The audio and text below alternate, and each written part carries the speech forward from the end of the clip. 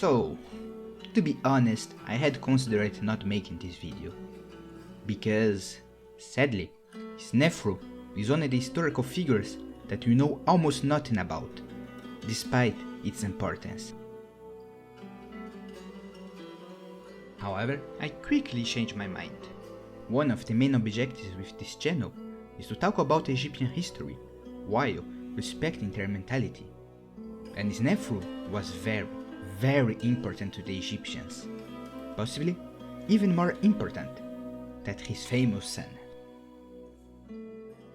So, even though this video is going to be short, I think it's important to shed some light on this forgotten giant. Let's talk about Snephru the Builder.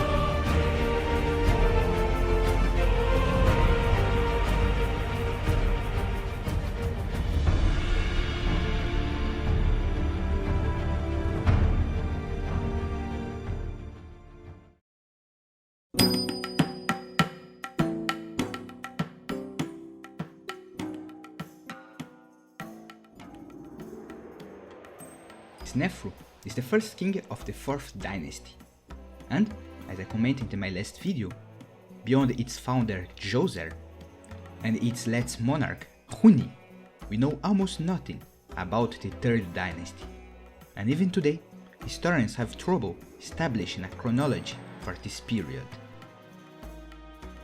Snefru's mother, Meresank, did not have royal blood. She possibly was a secondary royal wife, which explains why Snefru married Hetep Heres, daughter of King Huni, and possibly his half-sister, to legitimize his place at the throne. The young king was an ambitious man, who wanted to surpass the example of the great Djoser. He knew that to build a great legacy, the kingdom had to have strong foundations, so he restructured the Egyptian administration. It is from Snefru's age that we begin to have registers of one of the most important positions in Egyptian society, the vizier.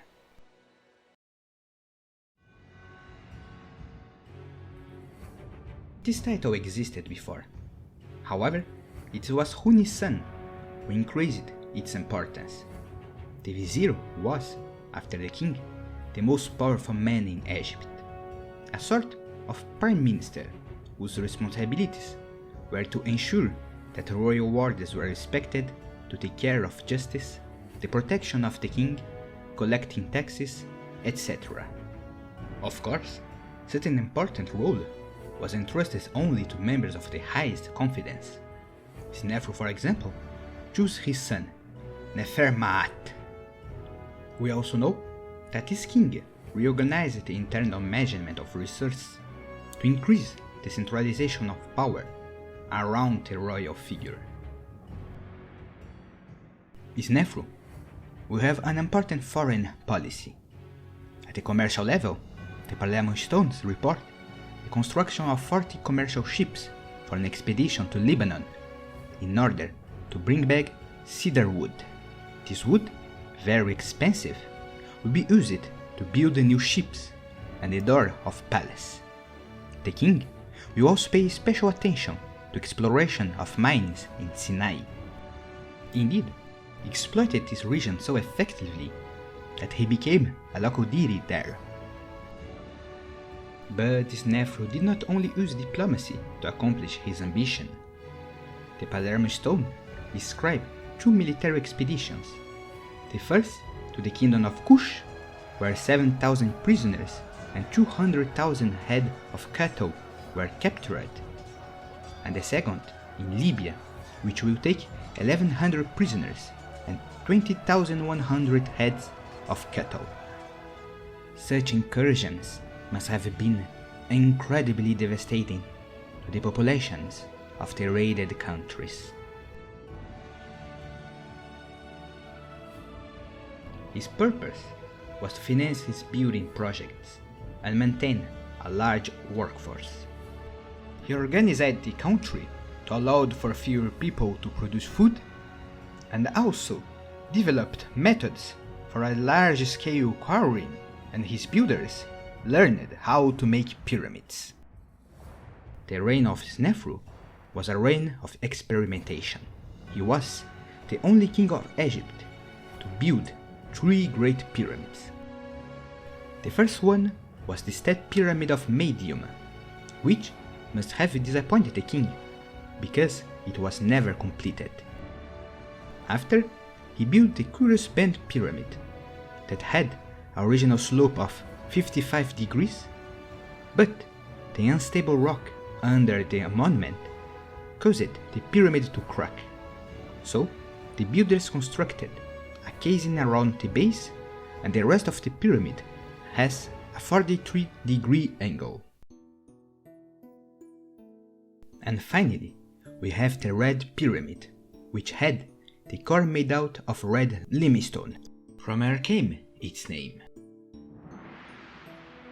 Oddly enough, even though all 3 pyramids have funeral complexes, until today, no one knows where is the mummy of the king. After his death, Snefru will be known as the model of a wise king. At the end of the chaotic First Intermediate period, the 11th and 12th dynasty, who restored royal power, did everything to be associated with the memory of Snefru, and in Egyptian literature, this king will always appear as someone good and fair. If Snefru wanted to be loved and respected as Djoser, he can rest in peace. His son, however, well, this is a tale for another day.